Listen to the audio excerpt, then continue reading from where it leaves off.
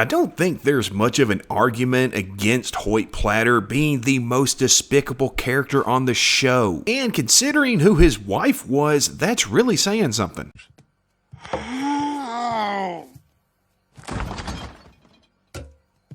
This will put the fire out, right, guys? Hey folks, welcome to Squirrel Tactics. Don't forget to give a like and subscribe if you haven't already. And of course, don't forget to check out our Patreon and our sister channel. Anywho, let's do this. Hoyt Platter, voiced by Johnny Knoxville, was the older brother of Peggy and father of Luanne. He was apparently the golden child of the Platter family. We saw evidence of this in Happy Thanksgiving that we actually did a whole video about that you can check out. I wanted to tell her that I'm gonna bake my brown Betty. Yeah, she said not to bother. She'll just pick up some Sara Lee.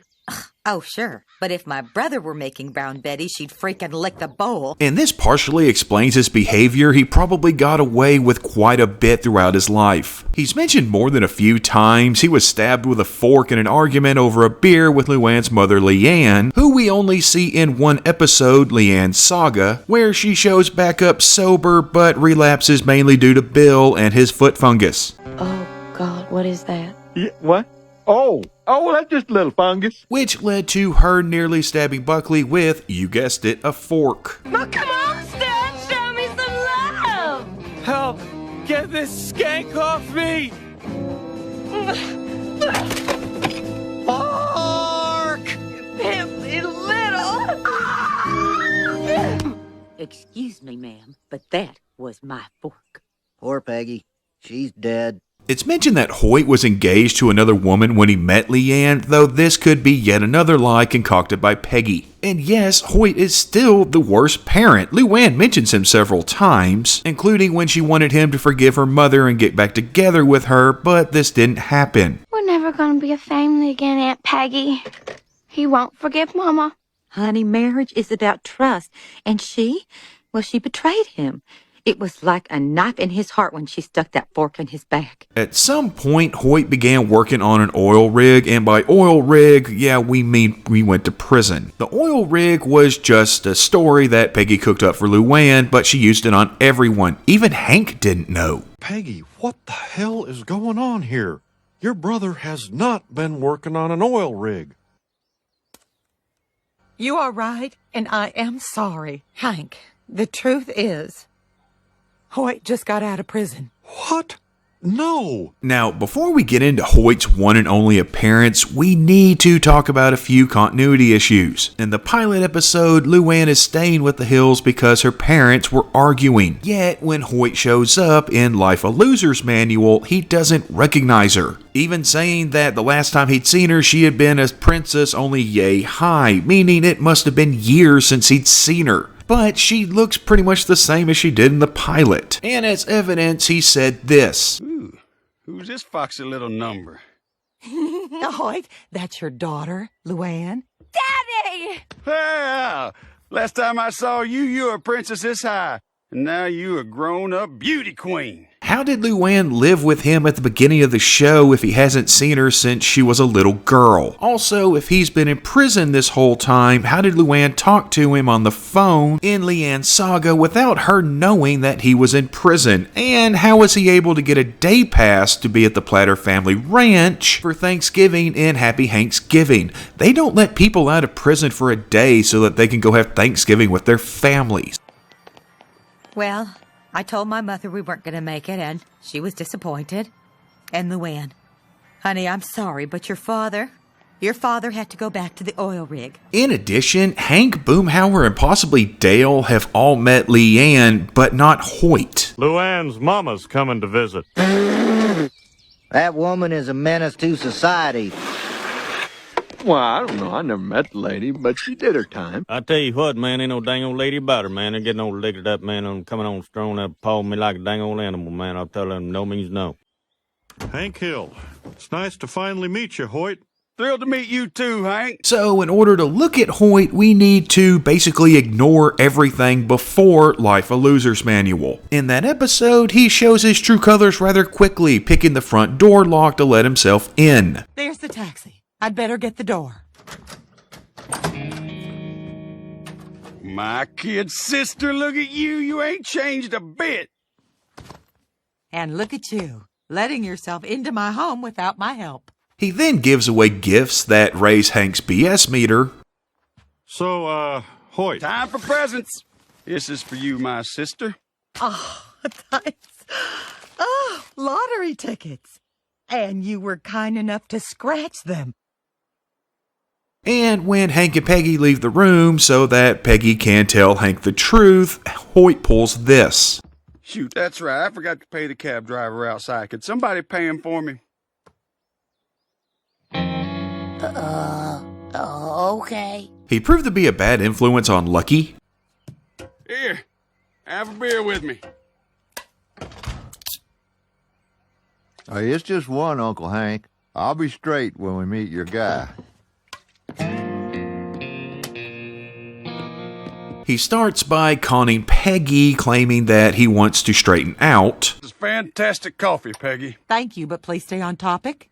I will work with you to help, but the key word here is work. This is what I'm here for, to straighten out. I know we can do it. Together, you and me. He even hammers this home by inviting Luanne to breakfast. But he blows off breakfast with his daughter to go to a strip club, borrowing money from her first. Daddy, I've always wanted to ask. You know what, darling? We need some more eggs. Can you lend me some money to go to buy the eggs? Of course. Is $10 enough? Can you make it more like 50? Mm-hmm. Great. I'll be back so quick you'll call me Quickie McGee. Turns out the money he borrowed from his pregnant daughter to go to a strip club wasn't enough, so he emotionally blackmails his sister into paying his debt by using his daughter's pregnancy as reasoning. See? Told you I was good for it. You know what, Hoyt? Maybe I shouldn't bail you out. Maybe this gentleman should just take you out back and teach you whatever sort of lesson he is teaching these days. Maybe. But how would you explain my busted face to Luanne? She's kinda in a fragile state. I think that might upset her.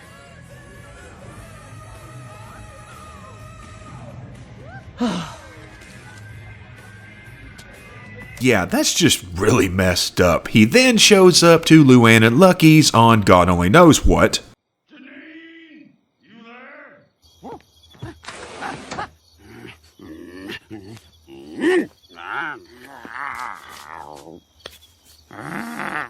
Janine! I'm lucky, Dad. You're in Arlen. Also, we have no idea who Janine is. Maybe she was that nice pharmacist girl he was all set to marry when he met Leanne. But Lucky handles the situation rather well, and is able to figure out pretty quickly that the oil rig story is all crap. Well, I'm a lot better now. Here, I owe you. See, on the oil rig, he's like money. Dad, were you in the state oil rig or the federal? Smart man. That means we're like family. But it does give Lucky a chance to learn cigarette math. Say I got 10 cigarettes, and you pay me 10 more for watching your back. Now, how many I got? 20. No, only 15, because I got to pay a tax to the guard.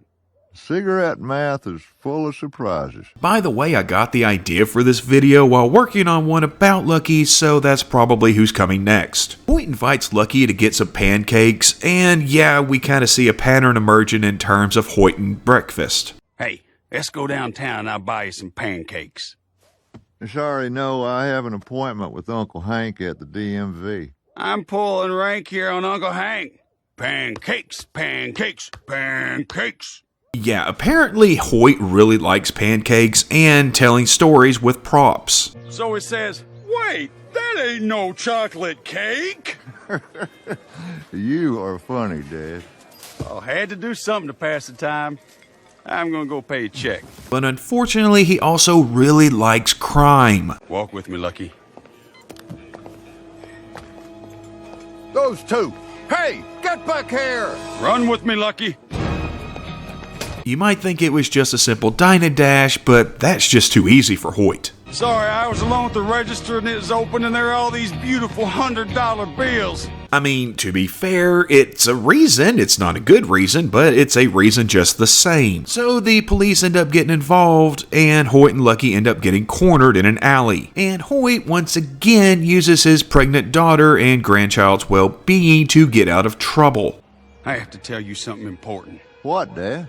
I've been to prison more than once, and if they find me with all this money, that's strike 3 and I'm going away for good. Dad, that's awful.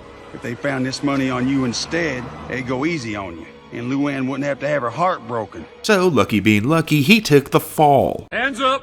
I surrender. I, the guilty party, am not armed. Please do not harm my innocent friend here.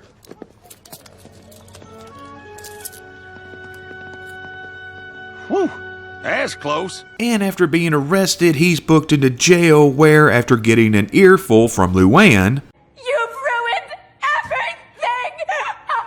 Hey, keep it out here! Sorry, sir, but she's very upset. She's upset. I'm in freaking jail.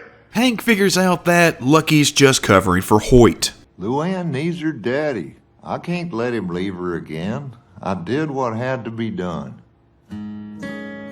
Dang it. It was Hoyt. You're innocent, aren't you? I don't know how innocent I'd feel if I let Luanne's daddy go to prison forever. Hank then tries to convince Peggy that Hoyt is a lost cause, and finally Peggy sees the light after hearing this from Bobby. Hey, Dad. I was talking to Uncle Hoyt. Is it true if I got caught at a crime, they'd let me go because I'm just a kid? Why did he tell you that? He says the system is surprising. Like, he says Luanne would never go to jail because a jury would think she's too pretty. A quick aside here for those that are unaware, some states have what are known as the 3-strike law, Texas being one of those since 1952, where if you're convicted of a felony on 3 separate occasions, well, 3 strikes and you're out, so you get life in prison. Anywho, they set a trap for Hoyt. You know, Hank, why don't you drive? That way I can leave my car keys here at home, right here next to my purse. Which he, of course, falls for hook, line, and sinker.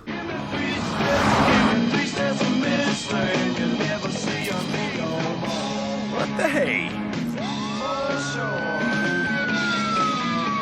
Oh, hey. At this point, Hoyt hits a new low. I know that's kind of surprising, as he tries to blame his pregnant daughter for the drugs he was caught with.